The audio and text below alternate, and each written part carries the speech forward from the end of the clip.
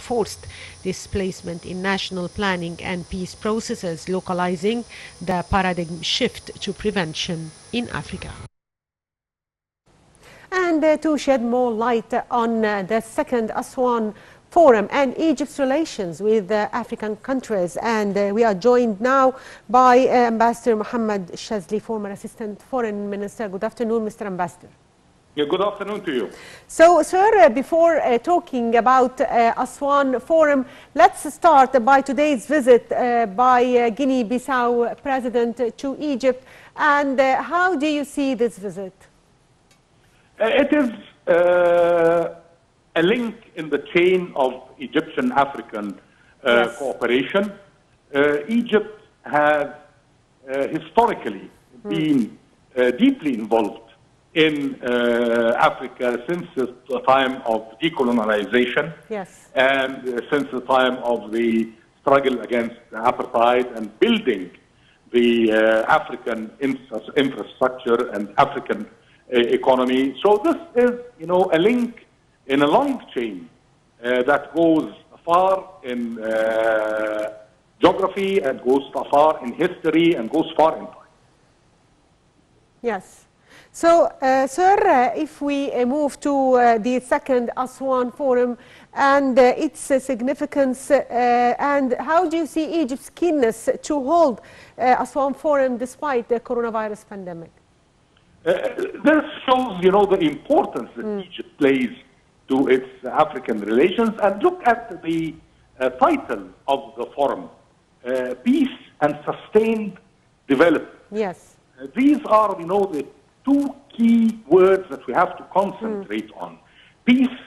Africa needs peace. Africa needs stability in order to develop. Africa is one of the richest continents in the world with its resources. It has every natural resource you can think about. The whole big powers are trying very hard to reach Africa for its natural resources and its market. What is keeping Africa from leaping forward is the lack of stability and the lack of peace in the continent. If we achieve the stability and we achieve peace, I think there is no limit for the of Africa. And then there is another key word there, sustained development. Yes. We have to take into consideration, and I think this is has been mentioned by the President in his address to the conference. We have to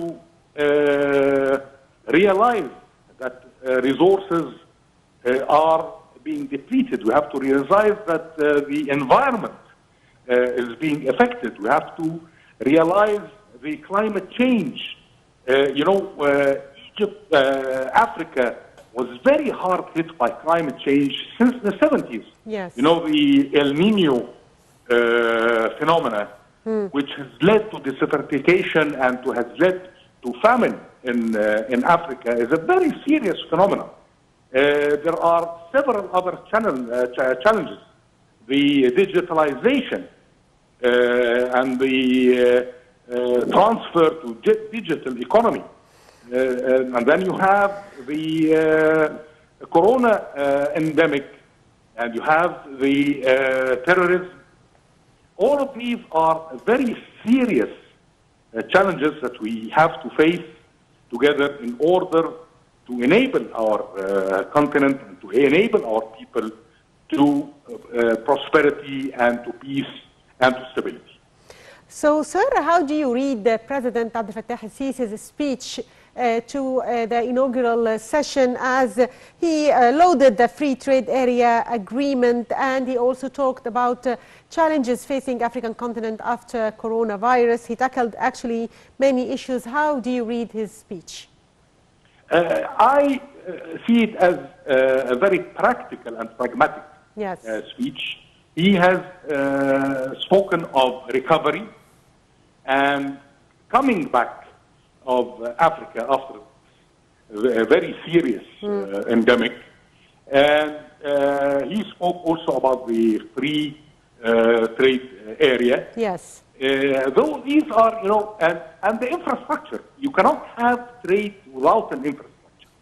If you don't have roads, if you don't have railroads, if you don't have maritime routes connecting the continent, you cannot achieve trade.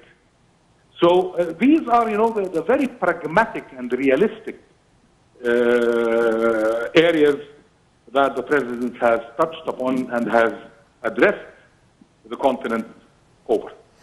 So, sir, also one final question. So, sir, the president said that the continent is in need for ambitious projects to stimulate growth. What ambitious projects does the continent need at the present time?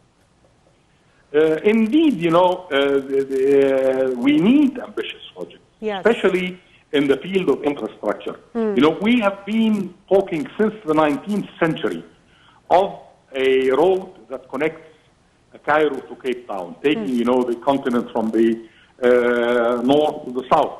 We need also a road.